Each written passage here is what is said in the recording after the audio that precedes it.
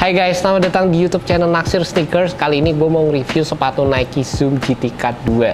Sepatu ini tuh banyak banget di request sama kalian. Kalian nanyain gue bagaimana pendapat tentang sepatu ini, dan sebenarnya sepatu ini tuh udah cukup lama sih ada di studio. Tapi karena gue ngerasa kayaknya udah cukup telat untuk review sepatu Nike Zoom GT Cut 2 ini, makanya video initial reviewnya agak tertunda sampai sekarang.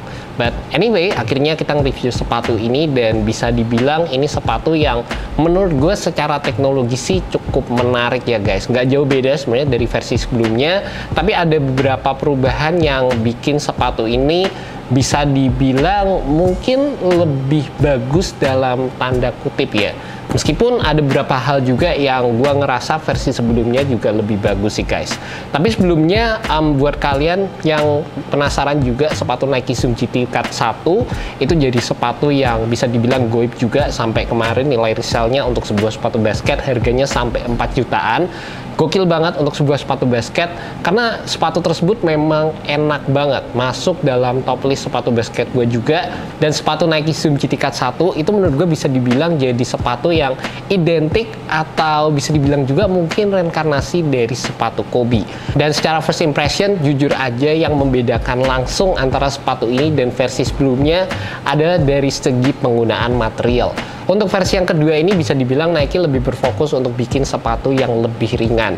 Jadi penggunaan materialnya yang dulunya berasa lebih premium dari segi penggunaan material neoprennya, dari segi penggunaan material tangnya, di versi yang pertama itu cukup berubah di sepatu ini. Meskipun untuk di versi yang warna hitam sepatu Nike Zoom GT Cut 2, kalian tetap akan mendapatkan tang yang bisa dibilang cukup identik dengan yang versi Nike Zoom GT Cut 1. Cuma untuk yang warna ini tangnya diganti, material memang masih terbilang cukup tebal, dan secara overall dari build material uppernya Nike menggunakan material tekstil yang terbilang cukup tipis guys. Jadi dari segi bobot sepatunya ini bisa dibilang jauh lebih ringan dibandingkan dengan versi Nike Zoom GT Cut pertama. Memang untuk sepatu Nike Zoom GT Cut pertama gue juga pernah bilang salah satu yang mungkin bikin agak unik di sepatu tersebut adalah bobotnya yang cukup berat, dan di sepatu ini udah di upgrade sama Nike.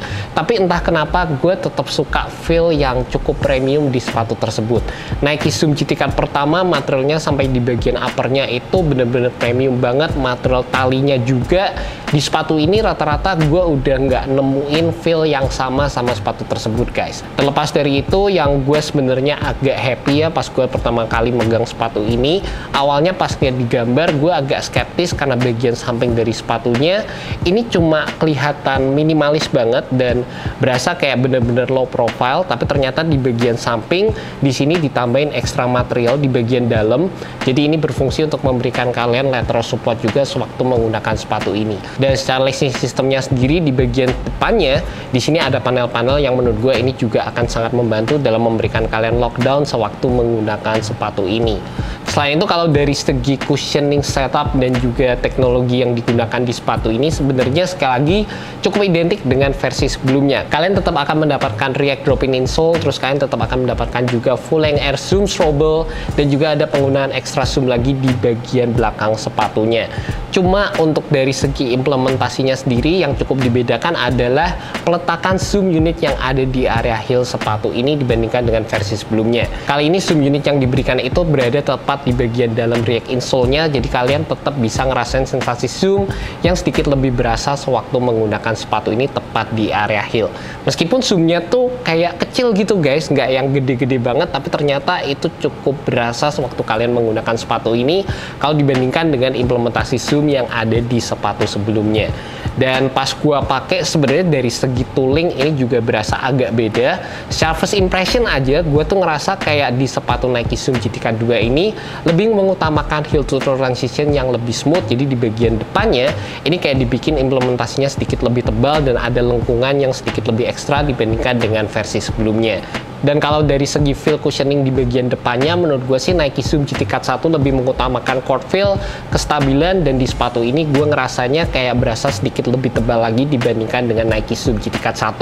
Dan terlepas dari itu, kalau kita ngomongin dari segi improvement yang didapat lagi di sepatu Nike Zoom GT Cut 2, di sepatu ini kita akan mendapatkan Smith Traction 1.0, di mana sepatu ini menggunakan teknologi traction yang pertama kali juga baru dari Nike. Jadi Smith Traction ini sejenis pola traction ya di bagian bawahnya, yang terbilang cukup tebal, tapi di bagian dalamnya ini kayak dibikin hollow gitu guys. Jadi kayak kopong di bagian dalam, sehingga ini bisa lebih menyapu debu, dan juga sepatu ini tuh lebih bisa movable sewaktu kalian menggunakan sepatu ini di lapangan. Juga buat kalian penasaran sama sizing dari sepatu Nike Zoom GT Cut 2, menurut gue sih sepatu ini fitnya true to size, berasa cukup snug, enak banget waktu dipakai. Secara penggunaan material gue rasa juga nggak akan terlalu panjang waktu break-in time-nya, bahkan nggak memerlukan waktu break-in time sama sekali. Dari segi colorway yang digunakan gue seneng banget, dan buat kalian yang punya kaki lebar, gue rasa sih sepatu Nike Zoom GT Cut 2 ini bakal lebih friendly dibandingkan dengan sepatu Nike Zoom GT Cut 1, karena bagian sampingnya di sini nggak ada penggunaan material yang menjalar guys. Satu lagi yang gue appreciate, Nike itu nambahin inner lining di bagian insole-nya, jadi pas masuk beda kayak sepatu Nike GT Cut 1 yang kaos kaki itu kadang bisa ketekuk-ketekuk di bagian dalam. And that's about it guys, initial review untuk sepatu Nike Zoom GT Cut 2. Sepatu ini dijual dengan harga Rp2.669.000, dan sepatu ini udah available di Hoops Point. Jadi kalau kalian pengen beli sepatu ini, kalian bisa cek aja langsung di Hoops Point, dan gue udah masukkan link di bawah, jadi kalian bisa klik dan langsung menuju ke website dari Hoops Point. Thank you so much buat kalian udah nonton video kali ini. Buat kalian penasaran sama performance reviewnya, tungguin aja di YouTube channel Naksir Sneakers, and see you next video guys. Semoga video ini bisa membantu kalian dalam menemukan sepatu basket yang cocok untuk kalian. Alright, peace.